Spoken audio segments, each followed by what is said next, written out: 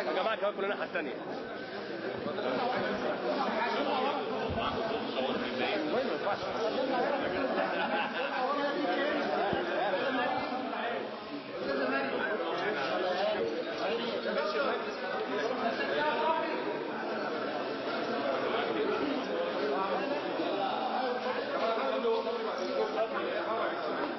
اتفضل يا معالي الوزير. اتفضل يا معالي الوزير. معايا يا كابتن.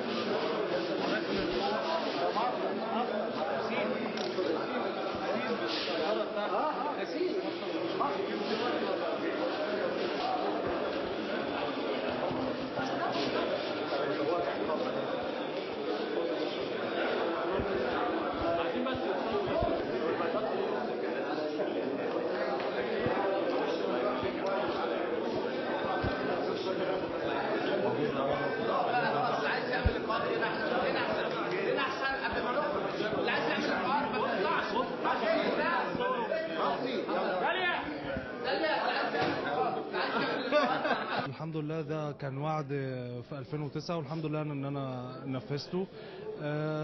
لكن هي برضو يعني مش عايز الناس تفهمها ان الموضوع موضوع انتخابات، لسبب لان كان في 2009 لازم يكون اي شخص نازل عنده برنامج انتخابي بيقدمه للاعضاء والجمعيه العموميه اللي جايه تنتخبه. فكان ده من ضمن الحاجات اللي انا كنت واعد بها الجمعيه العموميه بالنسبه للجيم يخدم الاعضاء بشكل معين هشرحه لك دلوقتي. لكن الحته التعليق بس على الناس بتفهمها ان الموضوع كموضوع انتخابات عشان قربنا من الانتخابات بالظبط. لا هي مش كده خالص، لان هو مده المشروع كانت هي دي فعلا المده بتاعته لان المشروع كبير. لكن الموضوع مش كده خالص، مش موضوع انتخابات، بدليل ان كان برنامج الانتخابي بتاعي كان فيه ان انا جيم للاعضاء. لكن انا عملت حاجتين كمان، كان منها باب لابوار ومنها خلع ملابس للاطفال البنات والولاد اللي بيجوا مع مامتهم بينزلوا البسين او بيتمرنوا سباحه اللي هم الصغيرين.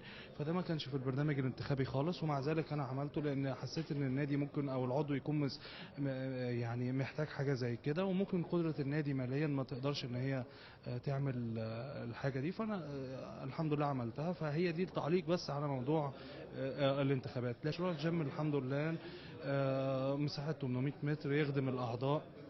النادي ما كلفش اي حاجه خالص. النهارده بيعود على النادي 3 حاجات مهمين جدا من مشروع الجيم. اول حاجه خالص ان على الاصول الثابته بتاعت النادي، لانه النادي ما صرفش عليها حاجه، فبقت من الاصول الثابته بتاعت النادي، واعتمدنا الميزانيه في مجلس الاداره. تاني حاجه بقت تخدم العضو. كان الجيم الوحيد اللي موجود هنا للأعضاء كان موجود، والأعضاء حوالي 10,000 عضو. النهاردة الأعضاء 50,000 عضو. فأنت بتعمل لهم حاجة تانية طبعا بأحدث الأجهزة وبأحدث حاجة على آخر، يعني في ان احنا في 2013. فانت بتعمل كل ده خدمه للعضو، ان انت بتخدمه. تالت حاجه بقى في الموضوع ان مجلس الاداره، ان احنا بنفكر ان احنا نجيب شركه متخصصه في اداره هذا المكان، فيبتدي يعود على النادي كذا حاجه. اول حاجه، ما عنديش يعني كنادي مش هيتحمل مرتبات، مش هيتحمل صيانه، مش هيتحمل كل المصاريف دي، ومع ان النادي هيخش له زي ايراد سنوي من ايجار هذا المكان. الفرقه ماشيه بخطوات ثابته، وشايف ان هم ان شاء الله باذن الله يرجعوا يبسطوا جماهير مصر كلها وجماهير الزمالك ان شاء الله.